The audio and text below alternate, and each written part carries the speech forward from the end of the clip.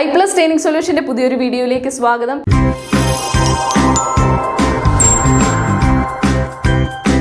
ഇന്ന് നമുക്ക് ഈ ഒരു വീഡിയോ ക്ലാസ്സിൽ ഡിസ്കസ് ചെയ്യാൻ പോകുന്നത് 2025 നോബൽ പ്രൈസ് ജേതാക്കളെ പറ്റിയാണ്.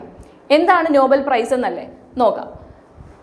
Nobel Prize is the top international award given annually for outstanding contribution in various fields. ഓരോ മേഖലകളിലും ഔട്ട്സ്റ്റാൻഡിംഗ് പെർഫോമൻസ് അല്ലെങ്കിൽ ഔട്ട്സ്റ്റാൻഡിംഗ് കോൺട്രിബ്യൂഷൻ നൽകുന്ന മഹത് വ്യക്തികൾക്ക് നൽകുന്ന അവാർഡാണ് എന്ത് നോബൽ പ്രൈസ്. അത് വർഷാവർഷവും നൽകുന്നതാണ്. ആൽഫ്രഡ് നോബൽ ആണ് ഇത് ഫൗണ്ട് ചെയ്തത്. ഡൈനാമൈറ്റ് കണ്ടുപിടിച്ച ശാസ്ത്രജ്ഞനാണ്, ഇൻഡസ്ട്രിയലിസ്റ്റ് ആണ് ആൽഫ്രഡ് നോബൽ. 1901 ആദ്യമായി ഈ നോബൽ പ്രൈസ് സമ്മാനദാനം നൽകുന്നത്. അതേപോലെ ടു ഓണർ എന്തിനാണ് ഈ ഒരു നോബൽ പ്രൈസ് നൽകുന്നത്? To honour those who have conferred the greatest benefit to humankind. മനുഷ്യരാശിക്ക് ഏറ്റവും നല്ല കോൺട്രിബ്യൂഷൻസ് നൽകുന്ന മഹത് വ്യക്തികളെ ആദരിക്കുകയാണ് ഈ ഒരു നോബൽ പ്രൈസിലൂടെ ഉദ്ദേശിക്കുന്നത്. 6 ഫീൽഡിലാണ് എല്ലാ വർഷവും നോബൽ പ്രൈസ് സമ്മാനമായി നൽകുന്നത്. നോക്കാം ഏതൊക്കെ ഫീൽഡാണ്. Physics, chemistry, physiology or medicine, literature, peace, economic sciences എന്നീ 6 മേഖലകളിലാണ് ഈ ഒരു നോബൽ സമ്മാനം എല്ലാ വർഷവും നൽകുന്നത്. അതേപോലെ ഈ 6 മേഖലകളിലെ സമ്മാനം നൽകുന്നത് വേരിയസ് ഇൻസ്റ്റിറ്റ്യൂഷനാണ്, വേറെ ഓർഗനൈസേഷൻസ് ആണ് ഈ ഒരു 6 ഫീൽഡിൽ നൽകുന്നത്.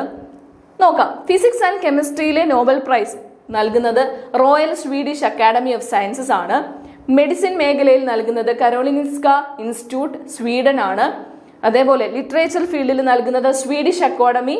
അതേപോലെ പീസ്, സമാധാനത്തിനുള്ള നോബൽ പ്രൈസ് നൽകുന്നത് നോർവീജിയൻ നോബൽ കമ്മിറ്റി ആണ്.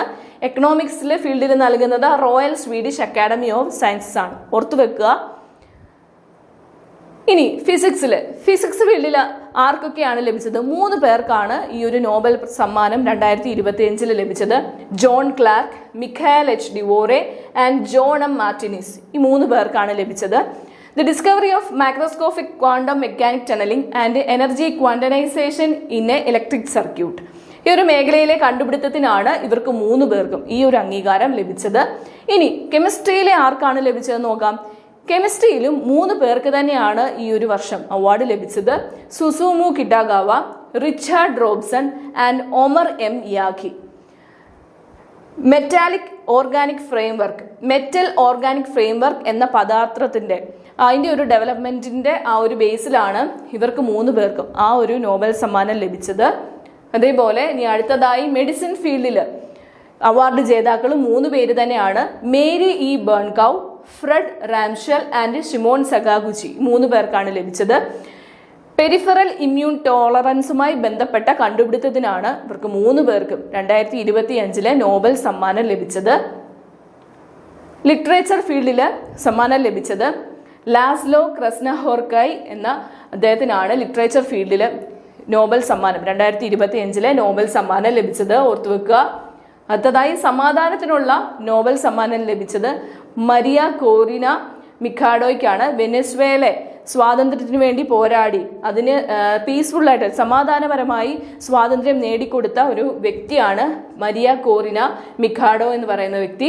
വെനസ്വേല പ്രവർത്തനങ്ങൾക്ക് വേണ്ടിയിട്ടാണ് അവർക്ക് ആ ഒരു നോബൽ സമ്മാനം 2025 നോബൽ സമ്മാനം ലഭിച്ചത്. അടുത്തതായി എക്കണോമിക് സയൻസസിനും 3 പേർക്കാണ് 2025 നോബൽ സമ്മാനം ലഭിച്ചത്. ഫിലിപ്പ് ഹാഗിയോൺ, ജോയൽ മക്കോയർ, പീറ്റർ ഹോവൈറ്റ് എന്ന 3 പേർക്കാണ് ലഭിച്ചത്.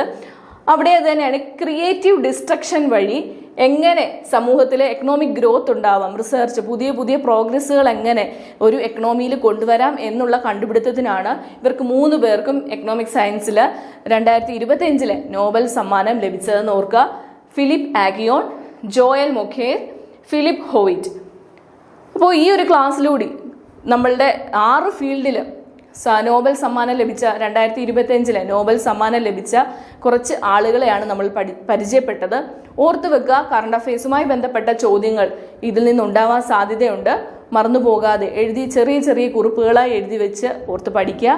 അപ്പോൾ അടുത്ത വീഡിയോയിലൂടെ നമുക്ക് കാണുന്നത് വരേക്കും ബൈ.